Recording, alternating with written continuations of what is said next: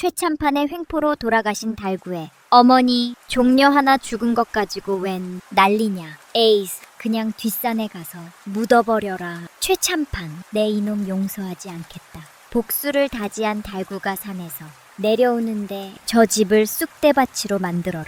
전기 수야담을 찾아주셔서 감사합니다. 구독과 좋아요는 사랑입니다. 이야기 한 판 시작해 보겠습니다. 조선 중기 충청도 어느 산골마을에 이상한 머음 하나가 살고 있었습니다. 사람들은 그를 바보 달고라 불렀지요. 말수가 적고 짐승들과 더 친했으니 그럴만도 했습니다. 그날도 최참판 마당은 아수라장이었습니다.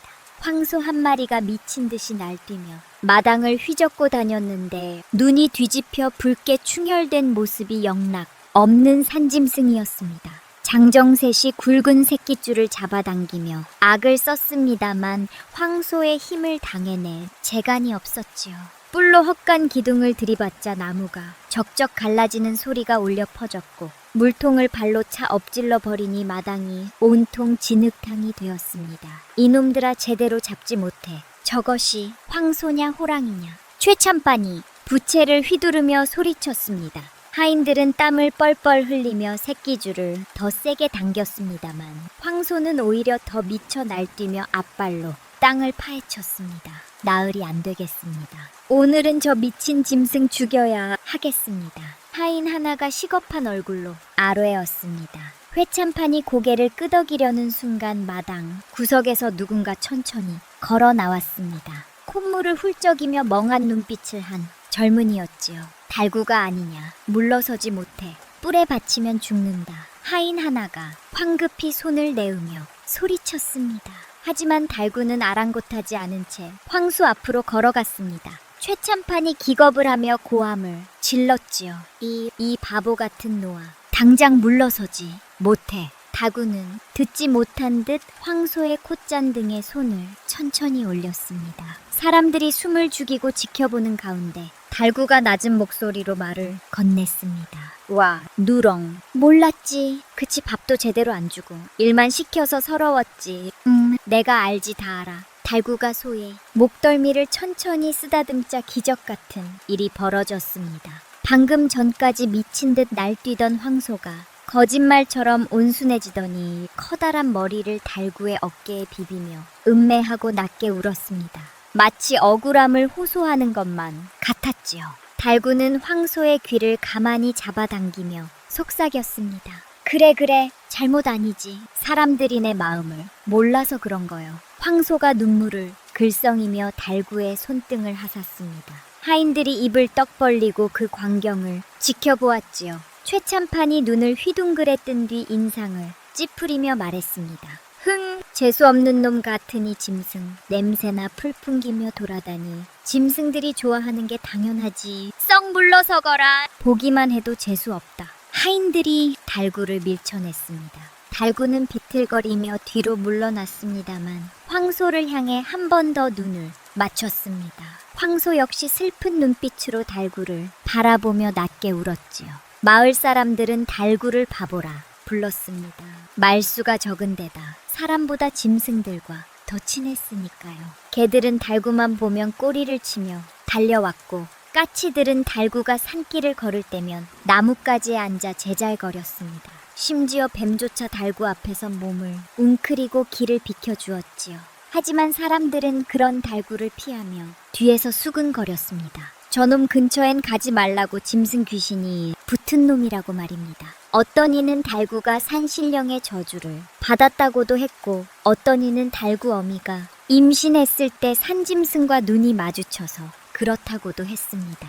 그런 수근거림 속에서도 달구는 개의치 않았습니다. 사람이 싫어하면 어떻습니까? 짐승들이 알아주면 되는 것을 말입니다. 해가 뉘엿뉘엿 넘어갈 무렵 달구는 산 아래 오막사리로 돌아왔습니다. 문을 여는 순간 가슴이 철렁 내려앉았는데 방 안에서 어머니 이씨가 피를 한 사발 토하며 쓰러져 있었습니다. 입게는 선홍빛 핏자국이 묻어 있었고 숨소리는 가늘게 끊어질 듯 지어졌지요. 언니 정신 차려요. 달구가 황급히 어머니를 부축해 일으켰습니다. 이씨가 가늘게 눈을 뜬 뒷기 없는 얼굴에 미안한 웃음을 띄우며 말했습니다. 미안하다, 달구야. 언니가 약해서. 그런 소리 마요. 내 당장 의원 모셔올 테니. 달구는 마을 의원을 없다시피 하여 집으로 데려왔습니다. 의원이 한참 맥을 짚더니 고개를 저으며 한숨을 내쉬었지요. 폐가 다 녹았구만. 이번 금음 안에 산삼을 쓰지 못하면 손 쓸 도리가 없네. 약초로는 이미 늦었어. 찬삼이라니 그것도 금음까지 고작 보름밖에 남지 않았습니다. 달구의 머릿속이 하해졌지요. 의원이 나간 뒤 달구는 어머니 손을 꼭 잡으며 떨리는 목소리로 말했습니다. 언니 내가 살려. 저승사자가 와도 우리 언니는 못 데려가. 잔삼이 어디 흔한 풀이냐. 괜난 욕심 부리지 말거라. 언니는 이제 됐다. 이 씨가 아들의 손을 쓰다듬으며 힘없이 말했습니다. 아니요. 산에 들어가면 돼요. 장우님이 짐승들이 알려줄 거예요. 언니 꼭 살려드릴 거예요. 달구의 눈빛이 변했습니다. 평소에 멍한 눈빛이 아니라 단단하게 굳은 무언가를 결심한 사람의 눈이었지요. 그날 밤 달구는 잠을 이루지 못한 채 어머니의 간의 단란 숨소리를 듣고 있었습니다. 평생을 고생만 하다가 이제 겨우 편할 때가 됐는데 이렇게 보낼 수는 없었습니다. 알고는 품속에서 낡은 피리 하나를 꺼냈는데 검은 대나무로 만든 피리였습니다. 돌아가신 할아버지가 물려준 것이었지요. 할아버지는 생전의 피리로 짐승을 부르고 달랬다고 했습니다. 달구는 피리를 입술에 갖다 댄 뒤 천천히 불기 시작했습니다. 낮고 구슬픈 소리가 밤길을 타고 흘러나왔는데 슬픔이 묻어나는 가락이었습니다. 피리 소리는 산을 타고 올라가 골짜기마다 울려 퍼졌지요. 잠시 후 오막살이 문 밖에서 기척이 들렸습니다. 똥개 한 마리가 문틈으로 고개를 들이밀더니 낑낑거렸고 이어서 길고양이 두 마리가 담을 넘어 마당에 내려앉았습니다. 토끼 한 마리도 덤불을 헤치고 나타나 달고 쪽을 바라보았지요. 너들도 듣고 왔냐? 내 슬픈 거 알아? 달구가 피리를 내리며 나지막이 물었습니다. 개가 달구의 무릎에 머리를 비고들은 조용히 달구 곁에 앉았습니다. 달구는 그들을 쓰다듬으며 떨리는 목소리로 말했지요. 내 언니 살려야 한다. 제인 들어가야 해. 너들 도와줄 수 있지. 쌍쌈 있는 곳 알려줄 수 있지. 짐승들이 낮게 울었는데 마치 대답하는 것처럼 들렸습니다. 개는 꼬리를 천천히 흔들었고 고양이들은 눈을 가늘게 뜨며 달구를 바라보았습니다. 새벽이 밝아오고 있었습니다. 달구는 결심을 굳혔지요. 금지든 산이든 뭐든 어머니를 살릴 수만 있다면 무엇이든 하겠노라고 말입니다. 가을 뒤 마을에 새 형암이 부임했다는 소문이 퍼졌습니다. 사람들은 새 어른이 오시면 백성을 좀 살펴주시지 않겠느냐며 기대에 부풀었으나 그 기대는 오래가지 못했습니다. 조영암은 부임한 첫날부터 관아마당에 사냥꾼들을 집합시켰습니다. 마을에 보수며 덕군들이 줄지어선 가운데 조영암은 높은 평상에 앉아 그들을 내려다 보았습니다. 한양 명문과 서자 출신답게 옷차림은 화려했으나 눈빛만큼은 차갑고 날카로웠는데 입술 한쪽이 삐딱하게 올라간 얼굴에선 교만함이 묻어났습니다. 조영암이 부채를 펼치며 말했습니다. 어라 너희들, 내가 이번에 한양 병조판서 대감칠 호랑이 가죽이 필요하다. 금 없는 놈으로 세 장을 구해야 한다. 포수 하나가 조심스럽게 손을 들어 뒷산에 호랑이가 있기는 하나 그놈들은 상운의 사자라 하여 함부로 건드리지 않았다고 말했습니다. 교연감이 코웃음을 치며 미신에 사로잡힌 것들이라 비웃었는데 상군이고 뭐고 다 헛소리라며 지금부터 비싸는 입산 금진이 산에 있는 풀 한 포기와 짐승 한 마리도 다 자신의 것이라고 선포했습니다. 조영암이 벌떡 일어나 소리쳤습니다. 제울 안에 호랑이 한 마리를 잡아오는 자에게는 열량을 주겠다. 산으로 들어가거라. 보수들이 마지못해 산으로 향하는 가운데 조영암은 만족스러운 표정으로 관하로 들어가며 병조판서 대감께 잘 보이면 한양으로 승진할 수 있다고 혼잣말을 중걸거렸습니다. 백성들의 살림 따위는 안중에도 없었습니다. 그날 오후 달구는 최참판 사랑채 앞에 무릎을 꿇고 있었습니다. 평소라면 절대 오지 않았을 것이었으나 어머니를 위해서라면 자존심 따위는 중요하지 않았습니다. 달구가 머리를 조아리며 품삯을 미리 조금만 달라고 어머니 약값이 필요하다고 간청했습니다. 최참판이 부채로 달구의 머리를 내리치며 소리쳤습니다. 닥쳐라 이놈아. 감히 천한 것이 주제도 모르고 지금 조영암 나을리께서 산을 막으셨는데 내 주제에 산삼을 구한다고. 달구가 다시 머리를 조아리며 그냥 어머니를 살리고 싶을 뿐이라고 애원했으나 최참판은 발로 달구의 옆구리를 거쳤습니다. 달구가 옆으로 쓰러지며 흙바닥을 굴렀는데 최참판은 내 어미가 죽든 말든 그게 나와 무슨 상관이냐며 코를 퉁어리더니 저리 가라고 소리쳤습니다. 짐승 냄새가 진동을 하는데 조영감. 나을리께서 보시기라도 하면 체면이 말이 아니라는 것이었습니다. 하인들이 달구를 끌어 대문 밖으로 내던졌습니다. 달구는 흙투성이가 된 채 일어나 비틀거리며 골목길로 들어섰는데 옆구리가 욱신거렸으나 그것보다 더 아픈 건 마음이었습니다. 해가 뉘엿뉘엿 넘어가는 가운데 달구는 골목 모퉁이에 주저앉아 입술을 깨물었습니다. 어머니를 살릴 길이 막막했습니다. 그때 어디선가 똥개 한 마리가 다가와 달구의 손등을 핥기 시작했고 이어서 또 다른 개 한 마리가 와서 달구의 옆구리 상처를 조심스럽게 핥아 주었습니다. 달구가 개들을 쓰다듬으며 쓸쓸하게 웃은 뒤나지막이 말했습니다. 고맙다. 너들만 내 편이지. 잠시 침묵이 흐른 뒤 달구가 다시 입을 열었습니다. 괜찮. 내 손으로 구할 거니까 사니 금지됐으면 어떠냐. 밤에 들어가면 되지. 개들이 낑낑거리며 걱정스러운 눈빛으로 달구를 올려다 보았으나 달구는 일어서서 비틀거리는 걸음으로 집을 향해 걸어갔습니다. 집에 돌아오니 어머니는 이미 의식이 흐릿한 상태였습니다.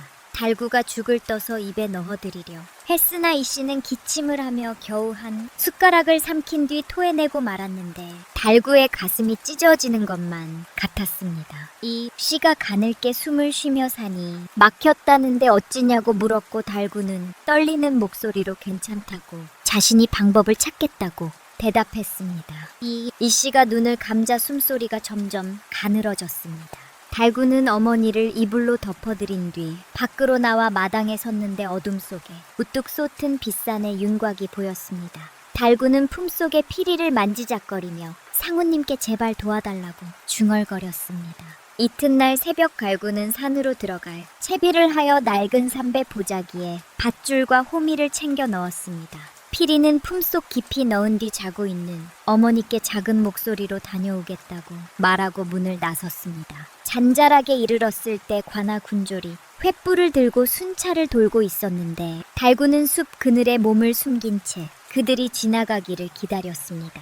군졸들의 발소리가 멀어지자 달구는 재빨리 숲속으로 뛰어들었는데 어둠 속에서 나뭇가지가 얼굴을 핥히고 지나갔으나 멈추지 않았습니다. 한참을 올라가니 숨이 가빠져 달구는 나무 밑에 주저앉아 숨을 고른 뒤 속에서 피리를 꺼냈습니다. 장훈님과 짐승들에게 자신의 말이 들리느냐고 속삭인 뒤 피리를 입에 대고 낮게 불기 시작하니 구슬픈 가락이 어둠 속을 타고 흘러갔습니다.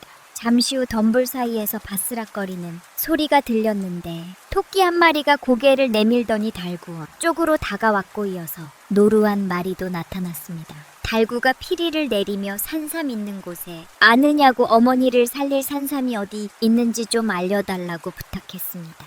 토끼가 귀를 쫑긋 세우더니 산 위쪽을 향해 깡충깡충 뛰어갔고 달구가 일어나 그 뒤를 따라 캄캄한 상의를 한참 오르니 절벽이 나타났습니다. 토끼가 절벽 아래 바위 틈을 코로 쿡 찌르는 곳을 보니 바위 틈 사이로 작은 풀 한 포기가 자라고 있었는데 잎이 5갈래로 갈라진 틀림없는 산삼이었습니다. 달구가 떨리는 손으로 호미를 들어 조심조심 흙을 파내기 시작했는데 뿌리가 상하지 않도록 천천히 내려가며 손끝이 떨렸으나 정성을 다해 흙을 뻗냈습니다. 바로 그때 멀리서 사람들의 고함 소리가 들려왔습니다.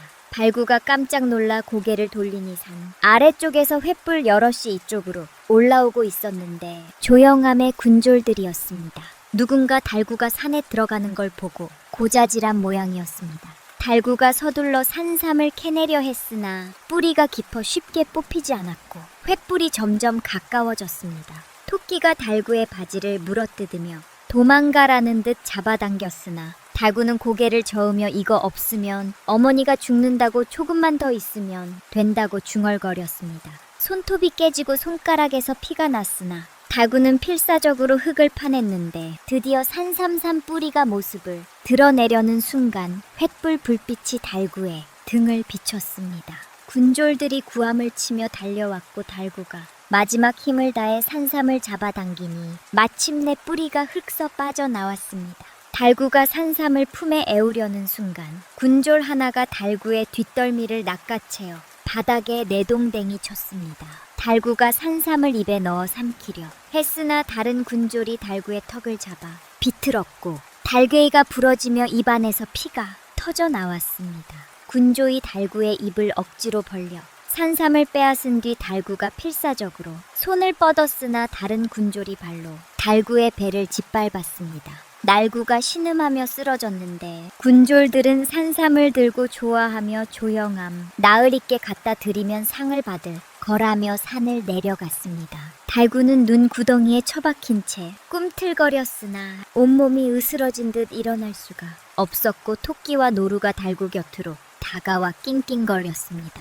달구가 피투성이 얼굴을 들어 하늘을 올려다보니 차가운 별들만 빛나고 있었고 그 별빛 아래로 눈물이 흘러내렸습니다. 달구가 떨리는 목소리로 중얼거렸습니다. 언니 미안해요. 달구가 못났어요. 동이 트기 전 달구는 온몸이 얼어붙은 채 정신을 차렸습니다. 눈 구덩이에서 간신히 몸을 일으켜 세운 뒤 비틀거리며 산을 내려왔는데 온몸이 쑤시고 아팠으나 그것보다 가슴이 더 아팠습니다. 산삼을 빼앗겼다는 사실이 달구를 미칠 듯이 괴롭혔습니다. 집에 도착했을 때는 해가 막 떠오를 무렵이었습니다. 달구가 문을 열고 들어서며 어머니를 불렀으나 대답이 없었고 방문을 여는 순간 달구의 다리에 힘이 풀렸습니다. 이 씨가 이불을 덮은 채 싸늘하게 식어 있었습니다. 얼굴은 창백했고 입술은 파랗게 변해 있었는데 이미 숨을 거둔 지 한참 된 듯했습니다. 언니 달구가 어머니를 흔들며 소리쳤으나 이 씨는 꿈쩍도 하지 않았습니다. 달구가 어머니의 손을 잡아보니 차갑기만 했는데 그제야 현실이 실감 났습니다. 달구의 입에서 비명 같은 울음이 터져 나왔습니다. 유아, 언니 달구가 어머니를 끌어안고 울부짖었으나 이 씨는 대답이 없었습니다. 달구는 그렇게 한나절을 울다가 지쳐 어머니의 품에 쓰러져 잠들었는데 깨어났을 때는 해가 중천에 떠 있었습니다. 이웃집 과부 하나가 문틈으로 고개를 들이밀며 조심스럽게 달구어 이제 염을 해야 하지 않겠느냐고 말했습니다. 달구가 고개를 끄덕인 뒤 최참판 댁으로 가서 품삯이라도 받아 장례를 치르려 했는데 그게 달구의 실수였습니다. 최참판 댁 사랑채에 들어서자 최참판이 코를 킁거리며 인상을 찌푸렸습니다.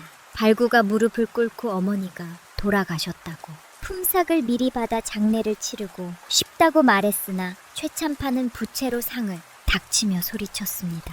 에이스, 기분 더럽게 아침부터 죽었다는 소리를 듣게 생겼구나. 최참판이 침을 뱉으며 말했습니다. 달구가 머리를 조아렸으나 최참판은 듣지도 않았습니다. 노비 하나 죽은 거 가지고 웬 소란이냐. 염은 무슨 염, 그냥 뒷산에 가서 묻어버려라. 품삯스. 내 어미가 일한 게 얼마나 된다고 품삯을 달라는 개냐. 최참판이 달구를 발로 걷어차며 내쫓았습니다. 달구가 사랑채 마루 아래로 굴러 떨어졌는데 최참판은 하인을 불러 저러운 놈 당장 끌어내라고 고함을 쳤습니다. 하인들이 달구를 질끌고 나가는 와중에도 최참판은 투덜거렸습니다. 조영함 나으리 되게 문안 가야 하는데 아침부터 재수없게 만든다고 짐승 냄새 나는 놈이 죽은 년 얘기까지 들고 와서 하루를 망쳤다고 말입니다. 달구는 대문 밖에 내동댕이 쳐진 채 흙바닥을 움켜쥐었습니다. 이를 갈았으나 어쩔 도리가 없었는데 달구는 그저 천한 머음일 뿐이었고 최참판은 마을의 주인이었습니다. 해걸음 무렵 이웃집 과부가 헌석한 장을 가져왔습니다. 달구에게 이걸로라도 어머니를 싸서 묻으라고 했는데 그나마 과부만이 달구를 불쌍히 여긴 유일한 사람이었습니다. 다른 마을 사람들은 달구네 집 근처에도 오지 않았는데 상갓집이라 부정탄다는 핑계였으나 실은 짐승, 냄새 나는 놈과 엮이기 싫었던 것입니다. 달구는 혼자 어머니의 시신을 멍석에 싸서 등에 지고 뒷산 자락으로 올라갔습니다. 땅을 파는 내내 눈물이 흘러내렸으나 소리내어 울지는 않았는데 이미 울 힘도 남지 않았습니다. 평생을 고생만 하던 어머니가 이렇게 차가운 흙 속으로 들어가는 모습을 보니 달구의 가슴이 찢어지는 것만 같았습니다. 해가 뉘엿뉘엿 넘어가는 가운데 달구는 홀로 무덤을 만들었습니다. 장례를 지켜보는 이는 아무도 없었고 달구는 무덤 앞에 앉아 흙을 한 줌 쥐었다가 놓으며 중얼거렸습니다. 언니 달구가 못나서 언니를 이렇게 보냈습니다. 용서하세요. 바람이 불어와 나무십을 흔들었으나 대답은 없었습니다.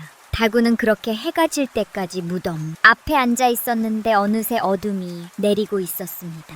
달구가 품속에서 검은 대나무 피리를 꺼냈습니다.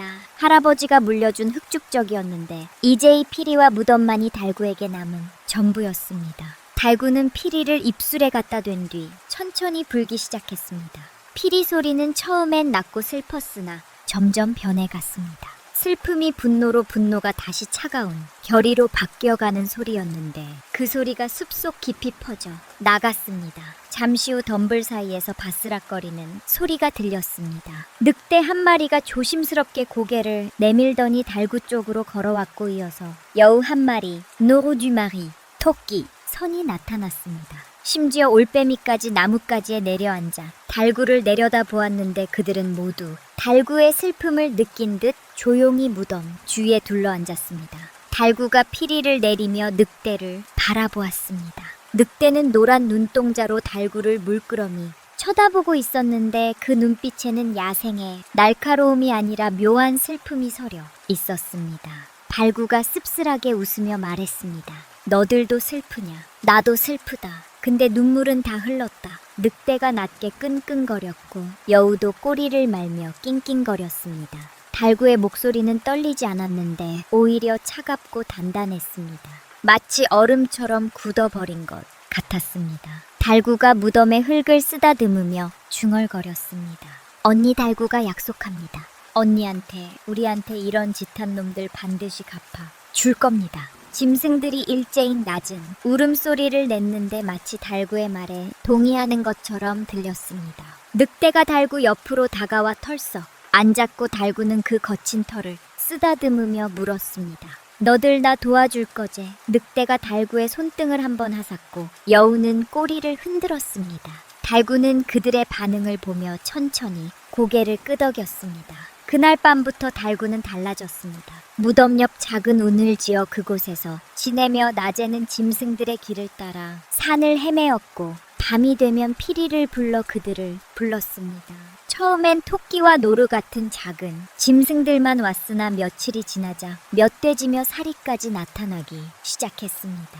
달구는 그들과 말은 통하지 않았으나 마음은 통했습니다. 달구가 슬프면 짐승들도 슬퍼했고 달구가 분노하면 짐승들도 눈빛이 날카로워졌는데 피리 소리 하나로 그들의 감정이 움직였습니다. 오음쯤 지났을 무렵 달구는 산 아래 마을을 내려다보며 서 있었습니다. 관아의 기와 지붕이 저 멀리 보였는데 조용함이 빼앗은 산삼으로 어머니를 살릴 수 있었을 것을 생각하니 이를 갈 수밖에 없었습니다. 최참판이 노비 하나 죽었다고 던진 그 말들도 귀가에 맴돌았는데 달구는 그 모욕을 잊지 않았습니다. 늑대가 달구 옆에 앉아 함께 마을을 내려다 보았습니다. 달구가 늑대의 머리를 쓰다듬으며 나지막이 말했습니다. 저놈들 사람을 쓴 짐승들이지 아니 짐승만도 못한 놈들이여. 늑대가 낮게 으르렁거렸습니다. 달구가 품속에서 피리를 꺼내 입에 댔는데 이번엔 새로운 가락을 불었습니다. 슬픔도 아니고 분노도 아닌 차갑고 냉정한 소리였습니다. 그 소리에 숲속에서 수십 마리의 쥐들이 스르륵 이어나왔고 나무 위에서 까마귀 떼가 날아올랐습니다. 달구는 그들을 보며 천천히 미소 지었는데 그 미소는 예전의 바보 같은 웃음이 아니었습니다. 복수를 결심한 자의 차가운 미소였습니다. 이제 시작이지. 저놈들이 뭘 잃는지 두고 보자고. 달구가 중얼거렸습니다. 달빛 아래 달구의 그림자가 길게 늘어졌는데 그 옆에 늑대의 그림자가 나란히 서 있었습니다. 보름이 지난 어느 날 조영암의 생일 잔치가 관에서 열렸습니다. 호랑이 가죽 3장을 병조판서에게 진상했다는 소식이 전해진 날이기도 했는데 조영암은 자축한다며 잔치를 성대하게 벌였습니다. 관마당에는 횃불이 대낮처럼 밝게 켜졌고 상다리가 휘어질 만큼 음식이 차려졌습니다. 돼지 통구이며 달찜 가진 나물과 떡이 산처럼 쌓여 있었는데 담장 밖에서는 굶주린 백성들이 밤 냄새를 맡으며 침을 삼키고 있었습니다. 조영암이 높은 자리에 앉아 술잔을 들며 크게 웃었습니다. 옆자리에 최참판이 아첨하던 말을 건넸습니다. 나으리 축하드립니다. 이번 진상으로 한양 승진은 따놓은 당상이 옵니다. 조영암이 만족스럽게 고개를 끄덕이며 대답했습니다. 그야 그렇지. 병조판서 대감께서 크게 기뻐하셨다더군. 곧 한양으로 올라가게 될 게야. 최참판이 술을 따르며 비위를 맞췄습니다. 조영암은 술잔을 받아 단숨에 들이켰는데 입가에 기름기가 흘러내렸습니다. 그때 최참판이 문득 생각난 듯 웃으며 말했습니다. 참 나을리 그 산말입니다. 나을리께서 가져가신 그것 말이 업니다. 조영암이 눈썹을 지켰으며 물었습니다. 아, 그건 내가 한양 가는 길에 팔아치웠네. 응, 20양을 받았지. 최참판이 무릎을 치며 웃었습니다. 허허, 그 바보놈 어미가 그걸 못 먹고 죽었다지요. 알듯 진작에 내 말을 들었으면 약이라도 썼을 것을. 조영암이 기름진 고기를 뜯으며 대구했습니다. 천한 것들이 명이 질켜서 그렇네. 하나 죽으면 또 나으면 그만 아닌가. 두 사람이 달구 어미의 죽음을 안주 삼아 웃어대는 소리가 마당 가득 울려 퍼졌습니다. 기생들이 춤을 추고 풍악이 울렸는데 관아는 흥청망청한 잔치집이 되어 있었습니다. 한창 술판이 무익을 무렵 묘한 일이 벌어지기 시작했습니다. 반알을 지키던 사나운 사냥개 선너마리가 갑자기 깨우거리며 꼬리를 말고 마루 밑으로 숨어버렸는데 아무리 불러도 나오지 않았습니다. 최참판이 이상하다는 듯 고개를 갸웃거렸습니다. 저 개들이 왜 저러는 게요? 조영암이 술에 취해 손을 휘저으며 대답했습니다. 내버려 두개 따위가 무슨 대수겠나. 그러나 곧 이상한 현상이 계속되었습니다. 그토록 시끄럽던 벌레 소리가 일순간에 뚝 끊겼고 나무 위에서 지저귀던 새들도 날아가 버렸습니다.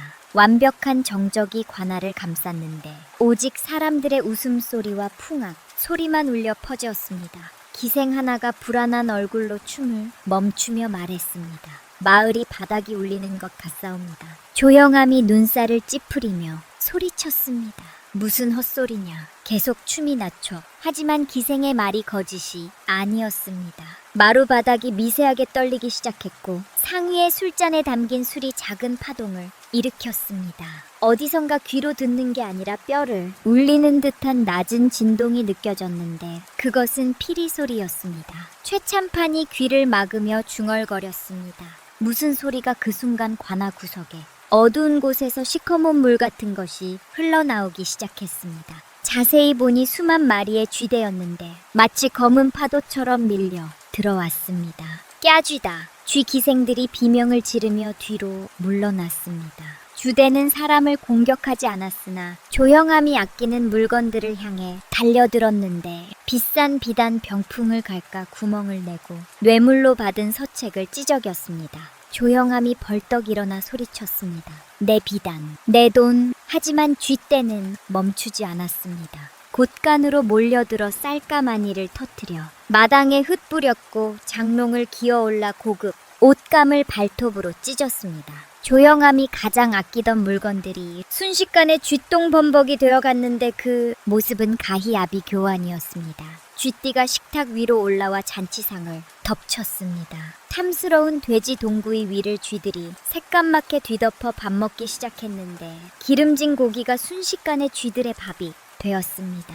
최참판이 비명을 지르며 뒤로 넘어졌고 기생들은 치마를 걷어 올리며 마당 한쪽으로 도망쳤습니다. 조영암은 부채를 휘두르며 쥐를 쫓으려 했으나 소용이 없었는데 오히려 쥐 한 마리가 조영감의 도포 소매 안으로 기어 들어가는 바람에 조영암이 발광을 했습니다. 바로 그때 피리 소리가 날카로운 고음으로 바뀌었습니다. 쥐띠대가 홍해 갈라지 길을 트더니 그 사이로 살모사와 독사 수십 리가 스르륵 기어 나왔습니다. 회참판이 얼굴이 새하얗게 질린 채 비명을 질렀습니다. 뱀이다. 뱀 독사 한 마리가 조영감 쪽으로 기어왔습니다. 조영암이 도망치려다 그만주저 앉았는데 독사는 조영암의 몸을 타고 올라가 목을 감았습니다. 조영암의 얼굴이 공포로 일그러졌고 온몸이 부들부들 떨렸습니다. 독사는 물지 않았습니다. 그저 혀를 날름거려 조영감의 뺨을 스쳤는데 그것은 마치 언제든 너를 죽일 수 있다는 경고 같았습니다. 조영암이 숨도 제대로 쉬지 못한 채 경직되어 있었고 바지에 오줌이 스며들기 시작했습니다. 최참판도 마찬가지였습니다. 독사 한 마리가 최참판의 발목을 휘감았는데 최참판은 혼절할 듯 눈을 뒤집으며 살려 달라고 중얼거렸습니다. 그 순간 피리 소리가 뚝 끊겼습니다. 거짓말처럼 쥐와 뱀들이 어둠 속으로 썰물처럼 빠져나갔는데 순식간에 사라져버렸습니다. 남은 건 난장판이 된 잔치상과 악취, 그리고 희나간 악인들 뿐이었습니다. 조영암이 바닥에 주저앉아 거친 숨을 몰아쉬었습니다. 온몸이 땀으로 젖어 있었고 얼굴은 창백했습니다. 최참판은 바닥에 엎드린 채 덜 떨고 있었는데 입에서는 제발이라는 말만 흘러나왔습니다. 멀리 뒷산 나무 위에서 달구눈이 광경을 내려다보고 있었습니다. 달구가 품에서 피리를 꺼내 천으로 닦았는데 그 얼굴에는 아무런 감정도 없었습니다. 예전에 바보 같은 웃음도 슬픔도 없었습니다. 오직 차가운 냉정함만이 남아 있었습니다. 달구가 나지막이 중얼거렸습니다. 이제 시작이리 뿐이지 더 큰 게 남았다. 달구가 피리를 품에 넣은 뒤 나무에서 내려와 어둠 속으로 사라졌습니다. 관에서는 여전히 비명소리가 들려왔고 조영암은 누가 이런 짓을 했느냐며 고함을 질러댔습니다. 하지만 달구는 이미 산속 깊은 곳으로 돌아가고 있었습니다. 교연감은 그날 밤 이후 잠을 이루지 못했습니다. 눈만 감으면 뱀의 차가운 비늘이 목을 감는 감촉이 느껴졌고 쥐들의 찌르르 우는 소리가 귀가에 맴돌았습니다. 관아의 하인들도 마찬가지였는데 모두들 무언가에 홀린 듯 불안에 떨고 있었습니다. 밤마다 조영암은 술을 들이켰으나 취기가 올라올수록 공포는 더 선명해졌고 새벽녘이면 식은 땀을 흘리며 벌떡 일어나곤 했습니다. 이튿날 아침 조영감은 관아 마당에 군졸들을 집합시켰습니다. 밤새 뜬 눈으로 지센 탓에 눈가는 춘결되어 있었고 얼굴은 험악하기 짝이 없었습니다. 어젯밤 일은 절대 요술이 아니다. 누군가 짐승을 부려 나를 해지한 거신이 당장 범인을 찾아내거라. 조영암이 고함을 질렀습니다. 군졸들이 고개를 숙였으나 누구도 선뜻 나서지 못했는데 쥐와 뱀을 어떻게 잡느냐는 것이었습니다. 최참판이 조심스럽게 말했습니다. 나으리 이고을의 포수 중 명수가 하나 있사옵니다. 강포수라 하는 자인데 짐승의 흔적을 보면 무슨 일이 있었는지 귀신같이 알아맞춘다 하옵니다. 조영암이 눈을 번뜩이며 소리쳤습니다. 당장 불러들여라. 한 시즌 지나 강포수가 관에 나타났습니다. 50줄에 접어든 사내였는데 얼굴은 검게 그을렸고 눈빛만큼은 매서웠습니다. 등에는 낡은 화승총을 메고 있었고 허리춤에는 사냥칼이 달려 있었습니다. 존바닥은 굳은 살로 두껍게 박여 있었고 걸음걸이는 묵직했습니다. 강포수가 조영암 앞에 무릎을 꿇고 인사를 한 뒤 조영감의 설명을 들은 비 고개를 끄덕이며 일어나 마당을 살피기 시작했습니다. 강포수가 바닥을 유심히 들여다보더니 한 곳에 멈춰서 손가락으로 흙을 짚으며 말했습니다. 주 발자국이 옵니다. 그런데 이상하옵니다. 도연감이 다가서며 물었습니다. 뭐가 이상하단 말이냐? 강포수가 다른 곳을 가리키며 대답했습니다. 여기를 보십시오. 나흘리 쥐와 고양이 발자국이 나란히 걸어간 흔적이 없니다. 서로 해치지 않고 말이 없니다. 죄판이 어이없다는 듯 말했습니다. 그게 말이 되는 소리요. 고양이가 쥐를 보고 가만히 있었다는 게. 강포수가 고개를 저으며 대답했습니다. 저도 처음 봅니다. 하오나의 발자국은 거짓말을 하지 않습니다. 뱀의 흔적도 마찬가지옵니다. 독사와 살모사가 함께 움직인 자국이 있는데 평소라면 서로 영역 다툼을 했을 것입니다. 강포수는 한참을 마당을 돌아다니며 흔적을 살폈습니다. 쥐똥이 떨어진 곳을 코로 냄새를 맡아보고 뱀이 지나간 자리에 흙을 손가락으로 비벼 보기도 했습니다. 교연감이 짜증스럽게 손을 휘저으며 소리쳤습니다. 그래서 결론이 뭐란 말이냐? 강포수가 잠시 침묵하더니 천천히 입을 열었습니다. 이건 짐승의 혼을 빼놓는 소리에 홀린 것이옵니다. 누군가 필이나 북 같은 악기로 짐승들을 불러 모았고 그들을 조종한 것이옵니다. 조용함에 얼굴이 굳어졌습니다. 최참판도 입을 다물지 못한 채 강포수를 바라보았는데 강포수가 다시 입을 열었습니다. 이 굴의 짐승들과 어울리며 피리를 부는 자가 딱 하나 있지 않사옵니까? 조용함이 번뜩 무언가를 떠올리며 이를 갈았습니다. 그 바보 달구 감히 천한 것이 내게 요술을 부려 최참판도 달구를 떠올린 듯 고개를 끄덕이며 말했습니다. 맞습니다. 나으리 그놈은 항상 짐승들과 어울렸고 검은 대나무 피리를 가지고 다녔습니다.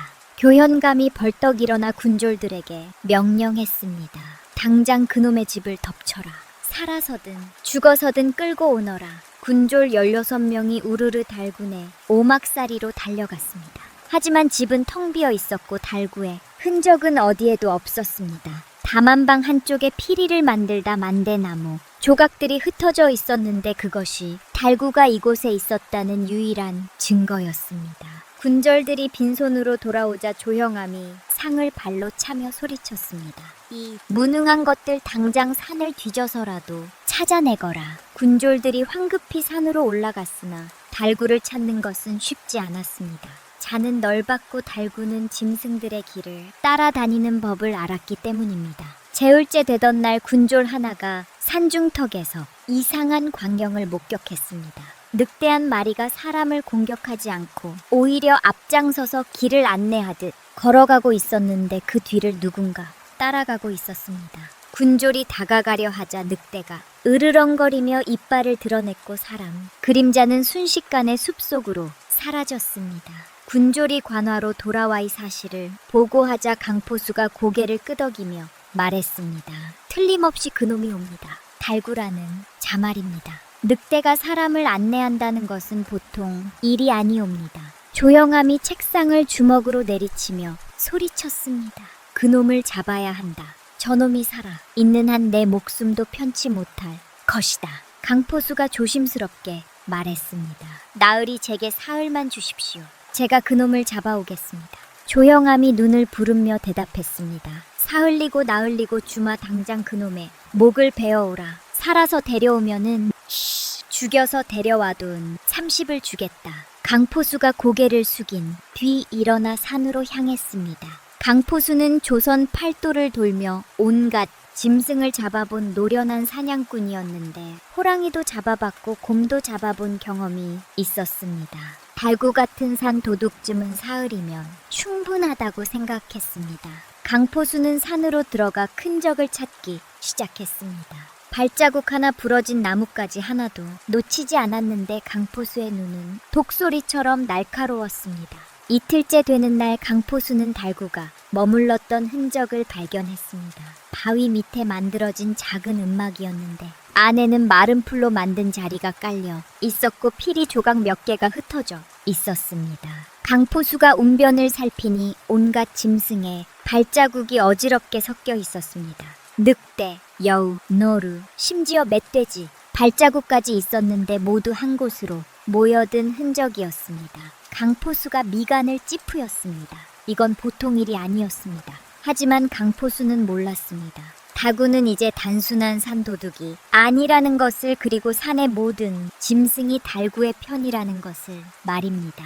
그날 밤 달구는 어머니 무덤 앞에 앉아 있었습니다. 늑대와 여우, 노루와 멧돼지가 달구를 둘러싸고 있었는데 달구는 그들을 하나하나 쓰다듬으며 나지막이 말했습니다. 이제 진짜 싸움이 시작된다. 너들 무서우제. 늑대가 낮게 으르렁거렸고 멧돼지가 땅을 발급으로 긁었습니다. 달구가 피리를 꺼내 입에 대시었습니다. 전쟁을 앞둔 전사의 노래 같은 비장하고 무거운 소리였습니다. 그 소리를 들은 짐승들의 눈빛이 변했습니다. 더 이상 온순한 산짐승이 아니라 싸움을 준비하는 전사들의 눈빛이었습니다. 달구가 피리를 내리며 중얼거렸습니다. 오너라 강포수. 네가 짐승을 잡는 법을 아는 것처럼 나도 사람 잡는 법을 배웠지. 강포수는 산으로 들어간 뒤틀째 되는 날 달구가 머물렀던 흔적을 발견했습니다. 바위 밑에 만들어진 작은 움막이었는데 안에는 마른 풀로 만든 자리가 깔려 있었고 피리 조각 몇 개가 흩어져 있었습니다. 강포수가 운변을 살피니 온갖 짐승의 발자국이 어지럽게 섞여 있었습니다. 늑대, 여우, 노루, 심지어 멧돼지, 발자국까지 있었는데 모두 한 곳으로 모여든 흔적이었습니다. 강포수가 미간을 찌푸리며 중얼거렸습니다. 이놈 정말로 짐승을 부리는구나. 강포수는 발자국을 따라 깊은 산속으로 들어갔습니다. 해가 뉘엿뉘엿 넘어가고 있었는데 강포수는 서두르지 않았습니다. 오히려 더 조심스럽게 발걸음을 옮겼습니다. 해가 완전히 지고 달빛만 남았을 무렵 강포수는 멀리서 불빛을 발견했습니다. 작은 모닥불이 타오르고 있었는데 그 옆에 사람 하나가 앉아 있었습니다. 강포수가 나무 뒤로 몸을 숨기고 지켜보니 틀림없이 달구였습니다. 달구는 혼자 불을 쬐고 있었는데 주위에는 아무도 없었습니다. 강포수가 화승총을 천천히 들어 올렸습니다. 이 거리면 충분히 맞힐 수 있었습니다. 하지만 반가를 당기려는 순간 어디선가 낮은 피리 소리가 들려왔습니다. 달구가 품에서 검은 피리를 꺼내 불고 있었는데 그 소리는 구슬프면서도 섬뜩했습니다. 강포수가 총을 겨눈 채 숨을 죽이고 있는데 뒤에서 낮은 으르렁거림이 들렸습니다. 강포수가 천천히 고개를 돌리자 늑대 한 마리가 이빨을 드러낸 차에서 있었습니다. 이런 강포수가 총을 돌리려는 순간 다른 쪽에서도 늑대가 나타났습니다. 그리고 또 다른 쪽에서도 늑대들이 사방에서 나타나 강포수를 포위했습니다. 모두 7마리였습니다. 발구가 피리를 계속 불고 있었는데 피리 소리가 점점 빨라졌습니다. 늑대들이 그 소리에 맞춰 움직이며 포위망을 좁혀 왔습니다. 강포수가 총을 들어 한 마리를 겨냥했으나 다른 늑대가 옆에서 덮쳐들었습니다. 의학 강포수가 총을 쏘았으나 빗나갔습니다. 늑대 한 마리가 강포수의 어깨를 물어뜯었고 다른 늑대가 다리를 공격했습니다. 강포수가 사냥칼을 휘둘렀으나 늑대들은 마치 사람처럼 공격을 피하며 계속해서 덤벼들었습니다. 강포수는 평생 짐승을 잡아왔으나 이런 늑대들은 처음이었습니다. 마치 군사처럼 조직적으로 움직이며 한 마리가 앞에서 주의를 끌면 다른 마리가 옆에서 공격했습니다. 이놈들, 강포수가 칼을 휘두르며 한 마리를 베었으나 늑대는 피를 흘리면서도 물러서지 않았습니다. 오히려 더 사납게 으르렁거리며 달려들었습니다. 강포수의 등에서 피가 흘렀고 다리가 휘청거렸습니다. 이대로는 죽겠다는 생각이 들자 강포수는 횃불을 집어던져 늑대들을 놀라게 한 뒤 있는 힘껏 산 아래로 도망쳤습니다. 늑대들이 뒤를 쫓았으나 달구가 피리 소리를 멈추자 늑대들도 추격을 멈췄습니다. 강포수는 간신히 산을 빠져나와 관아로 돌아왔는데 온몸이 피투성이었습니다. 나흘째 되던 날 아침 관아로 급보가 전해졌습니다. 강포수가 달구를 찾았으나 늑대 떼에 습격을 받아 크게 다쳤다는 소식이었습니다. 조영암이 강포수를 보러 갔을 때 강포수는 온몸에 붕대를 감고 누워 있었습니다. 왼쪽 어깨에는 늑대, 이빨, 자국이 선명했고 오른쪽 다리는 부러져 부목을 댄 상태였습니다. 무슨 일이냐? 내가 조선 팔도의 명포수가 아니었더냐? 조영암이 소리쳤습니다. 강포수가 창백한 얼굴로 대답했습니다. 나으리 그놈은 보통 놈이 아니옵니다. 늑대 7마리가 마치 군사처럼 움직이며 저를 애워왔습니다. 짐승이 아니라 사람처럼 싸웠습니다. 조영암의 얼굴이 새하얗게 질렸습니다. 회참판이 옆에서 떨리는 목소리로 말했습니다. 나으리 이건 요사스러운 일입니다. 저놈을 그냥 두면 우리 모두 목숨을 잃을 것입니다. 조영암이 이를 갈며 생각에 잠겼습니다. 잠시 후 조영감의 눈빛이 차갑게 변했습니다. 산에 불을 질러라. 최참판이 깜짝 놀라 물었습니다. 잔내불을 나으리 그런 마을. 백성들이 나무도 못하고 조영함이 손을 휘저으며 소리쳤습니다. 장관 없다. 저놈을 잡지 못하면 내 목숨이 위태로워. 당장 군졸들을 모아산 아래쪽부터 불을 놓아라. 짐승들이고 뭐고 다 태워 죽여버려라. 최참판이 고개를 숙인 뒤 물러났습니다. 그날 오후 군졸 30여 명이 횃불을 들고 산으로 향했습니다. 해걸음 무렵 산 아래쪽 여러 곳에서 동시에 불길이 치솟았습니다. 마른 불과 나뭇가지가 순식간에 타올랐고 바람을 타고 불길이 번져 나갔습니다. 애쾌한 연기가 산을 뒤덮기 시작했는데 하늘이 검게 변했습니다. 달구는 어머니의 무덤 앞에서 연기, 냄새를 맡았습니다. 고개를 들어선 아래를 보니 여러 곳에서 불길이 타오르고 있었습니다. 달구의 얼굴이 굳어졌습니다. 저놈들, 잔을 태워버릴 작정이지. 달구 곁에 있던 늑대가 불안한 듯 낑낑거렸고 노르들은 겁에 질려 뛰어다녔습니다. 멀리서 짐승들의 비명소리가 들려왔는데 불에 갇힌 짐승들이 다 죽어가는 소리였습니다. 달구가 벌떡 일어나 주먹을 불끈 쥐었습니다. 온몸이 떨렸으나 분노 때문이었습니다. 토끼 한 마리가 불길을 피해 달구에게 달려왔는데 털이 그을려 있었고 다리를 절뚝거렸습니다. 달구가 토끼를 하나 올려 상처를 살폈습니다. 토끼가 가쁜 숨을 몰아쉬며 달구를 올려다보았는데 그 눈빛에는 공포 가득했습니다. 미안하다. 너들까지 이런 고생을 시키네.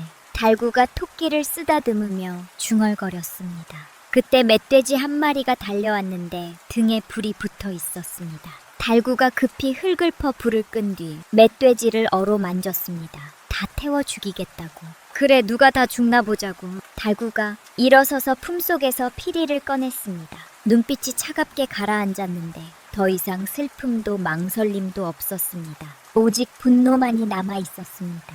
달구가 피리를 입에 문 뒤 있는 힘껏 불기 시작했습니다. 이번 곡조는 처음 들어보는 소리였는데 고막을 찢는 듯한 고음과 낮은 저음이 뒤섞여 울려 퍼졌습니다.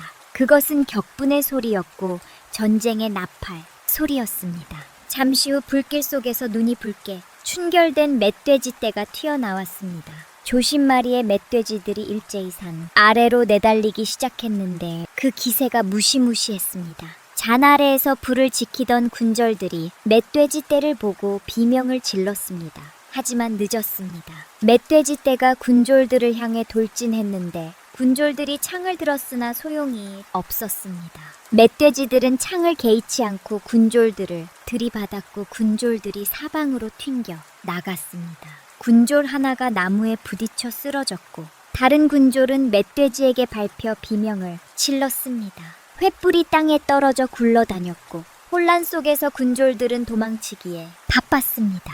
하늘에서는 매대가 날아와 군졸들을 습격했습니다. 매들이 화승총의 심지를 낚아채어 불을 끄고 군졸들의 머리를 발톱으로 핥으며 지나갔습니다. 조영암은 관에서의 광경을 멀리서 지켜보고 있었습니다. 잔에서 내려오는 멧돼지와 하늘을 뒤덮은 멧돼를 보자 조연감의 다리가 후들거렸습니다. 잔 위에서 달구는 계속해서 피리를 불고 있었습니다. 피리 소리가 점점 더 격렬해졌고 그 소리에 맞춰 더 많은 짐승들이 모여들었습니다. 군졸들은 완전히 무너졌습니다. 30여 명이 넘게 산에 올라왔으나 멀쩡히 내려온 자는 절반도 되지 않았습니다. 달구가 피리를 내리며 산 아래를 내려다 보았습니다. 이제 조영암네 차례다. 그날 밤 조영암은 관아 안에 틀어박혀 문을 걸어 잠갔습니다. 창문마다 널빤지를 대고 군졸들을 사방에 배치했으나 조영암의 공포는 가라앉지 않았습니다. 저는 부들부들 떨렸고 술을 마셔도 진정이 되지 않았습니다. 최참판도 조영암 곁에 붙어 있었는데 두 사람 모두 창백한 얼굴로 밤을 지새고 있었습니다. 관 밖에서는 군졸 20명이 창과 활을 들고 경계를 섰으나 그들의 얼굴에도 불안이 가득했습니다. 한밤중이 지날 무렵 어디선가 낮은 피리 소리가 들려오기 시작했습니다. 처음엔 바람소리인가 했으나 점점 선명해지며 관아를 향해 다가왔습니다. 군졸들이 긴장한 채 어둠을 응시했습니다. 저기 군졸 하나가 떨리는 손으로 정문 쪽을 가리켰습니다. 어둠 속에서 무언가 움직이고 있었는데 자세히 보니 늑대떼였습니다. 7마리의 늑대가 천천히 관아로 다가오고 있었고 그 뒤로 여우와 멧돼지 사리들이 따라오고 있었습니다.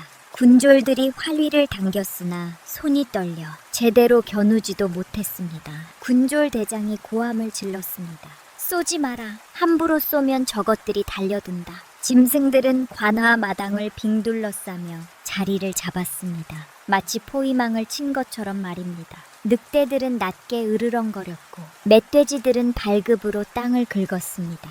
그때 관아 정문 앞에 한 사람이 나타났습니다. 달구였습니다. 달구는 손에 검은 피리를 들고 천천히 걸어왔는데 그 모습은 예전의 바보 머음이 아니었습니다.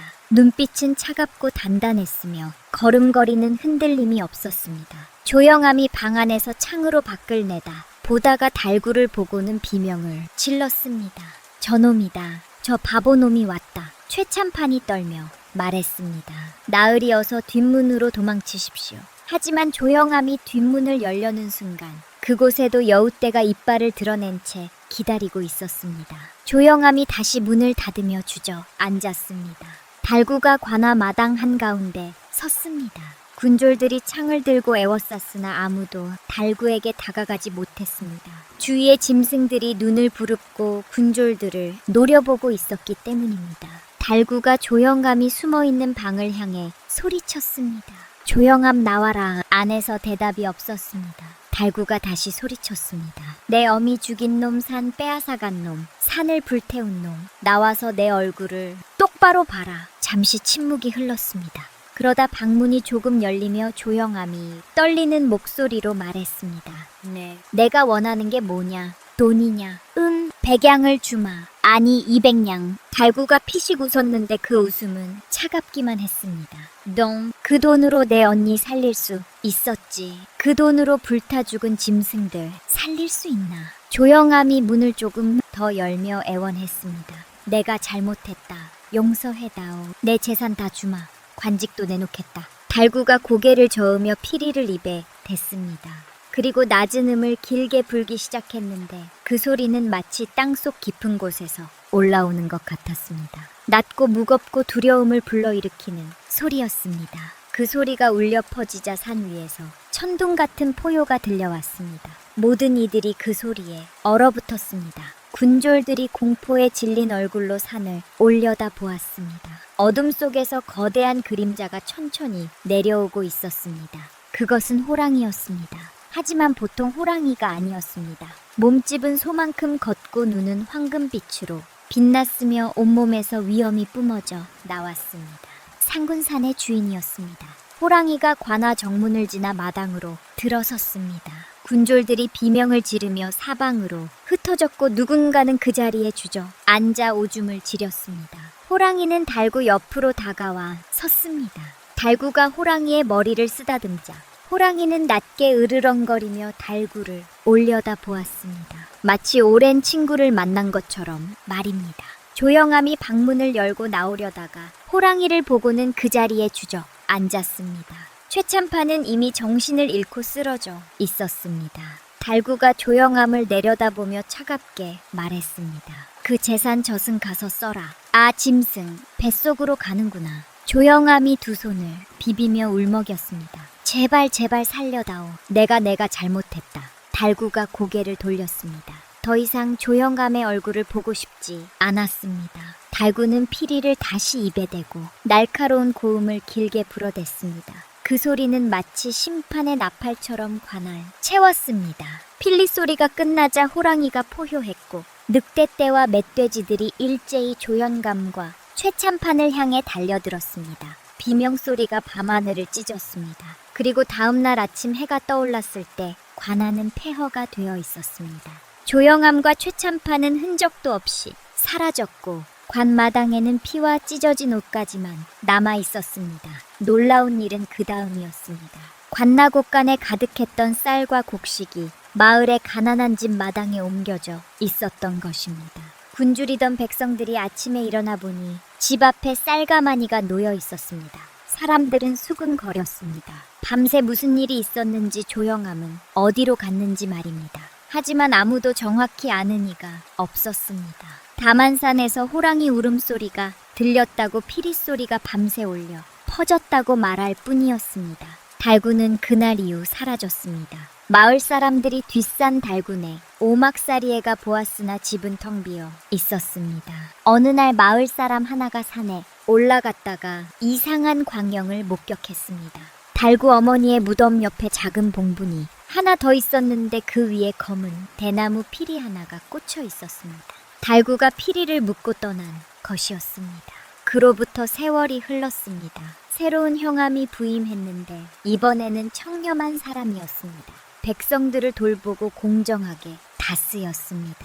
하지만 가끔 탐욕스러운 관리가 오면 이상한 일이 벌어졌습니다. 밤마다 산에서 피리 소리가 들려왔고 호랑이 울음소리가 마을을 뒤흔들었습니다. 그러면 그 관리는 겁을 먹고 도망치거나 다시는 백성을 괴롭히지 못했습니다. 사람들은 말했습니다. 자네는 상우님이 계시는데 그분은 백성을 괴롭히는 자를 절대 용서하지 않는다고 말입니다. 그리고 상우님 곁에는 피리 부는 젊은이가 있다고 그가 바로 달구라고 속삭였습니다.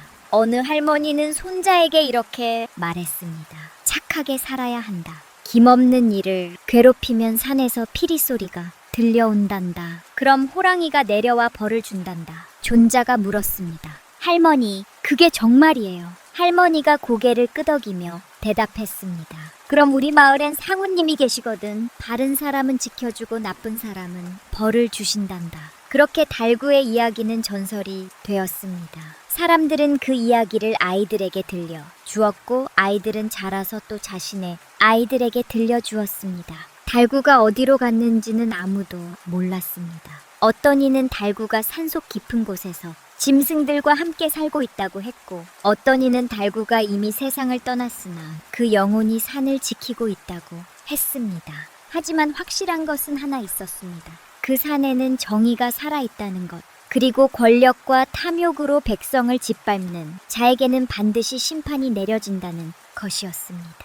달빛 아래 산 정상에서 가끔 피리 소리가 들려왔습니다. 구슬프면서도 아름다운 그 소리는 마을을 지키는 자장가 같았고 때로는 경고의 나팔 같았습니다. 그리고 사람들은 알았습니다. 달구는 떠났으나 달구의 마음은 영원히 산에 남아있다는 것을 말입니다. 이것이 바로 피리 부는 머음 짐승의 왕 달구의 이야기이며 오늘날까지 내려오는 전설적인 이야기입니다.